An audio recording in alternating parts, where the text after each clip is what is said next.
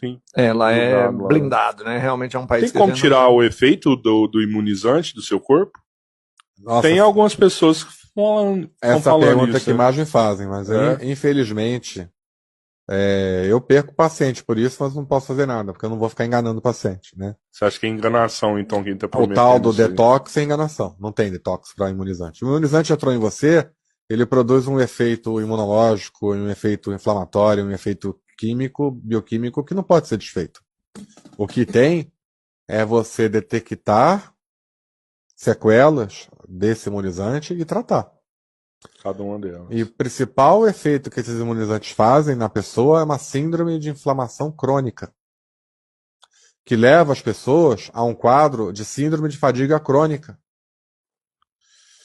que leva as pessoas a ter problemas de memória, o chamado brain fog, que leva as pessoas a ter problemas de construção de proteína. Então elas passam a perder cabelo, a unha fica fraca, elas podem ter o sistema alérgico, vamos dizer, leigamente, sistema alérgico, né, para as pessoas entenderem, muito ativado. Então elas passam a ter alergias que não tinham antes.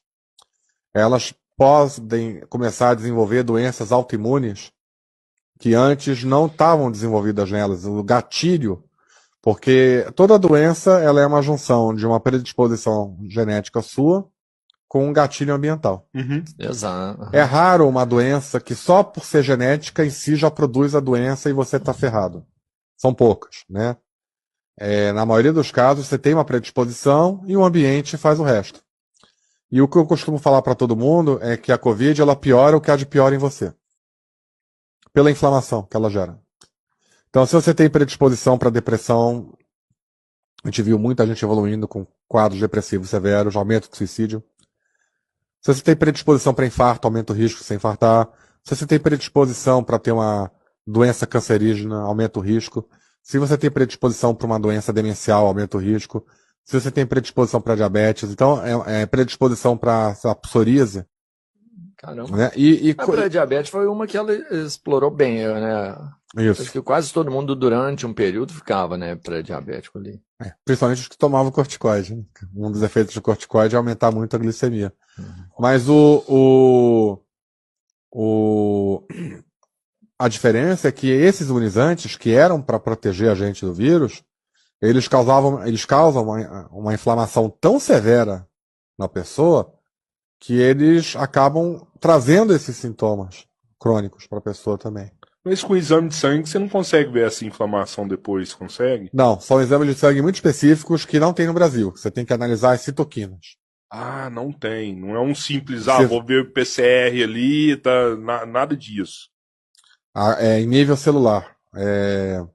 Analisar a citoquina. Tem um exame americano que mede a proteína spike dentro do macrófago humano, só que esse exame não tem aqui no Brasil. Mas se eu fizer, eu consigo identificar essa inflamação. Consegue.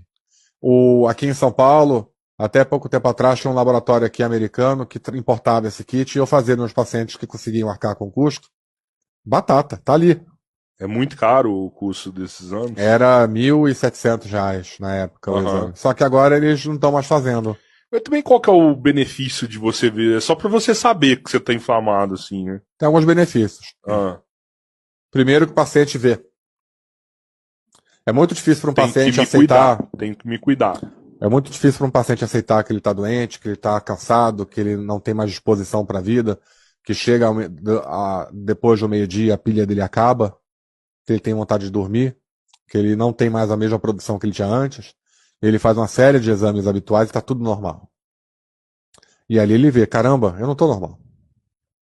Realmente é verdade, né?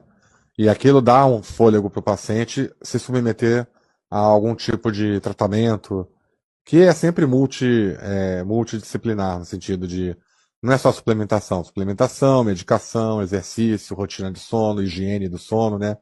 Higiene alimentar, mudança alimentar, uma série de coisas para ele conseguir desinflamar aquele corpo que está inflamado. E tem milhares de estudos mostrando resultado, até com um certo conjunto de aminoácidos que foi publicado no Lancet, né? Que eles conseguem diminuir mais de 50% a fadiga. Fadiga crônica está sendo o principal problema de saúde nos Estados Unidos e na Europa atualmente. Essa população está processando essas indústrias? Muito pouco. Eu ouvi falar que os Estados Unidos estavam movendo uma ação. Lá fora parece que deu um start grande. Lá fora sempre começa primeiro isso. Aqui no Brasil tá tudo cooptado, dominado nesse aspecto. Vai ser difícil. Aqui não teve problema, né, com isso?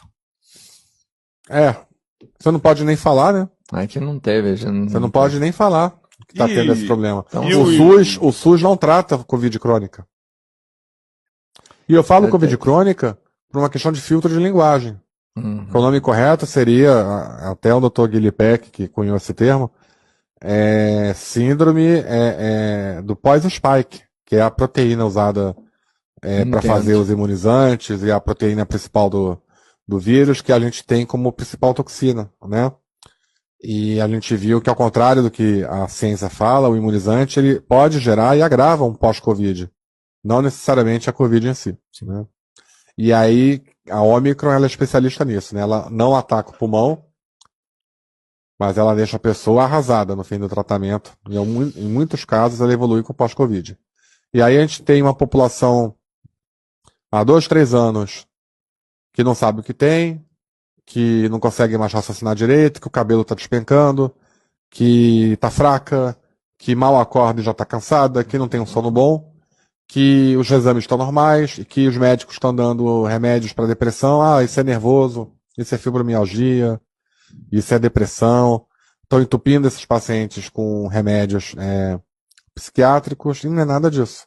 A pessoa está com fadiga crônica, está com pós-Covid.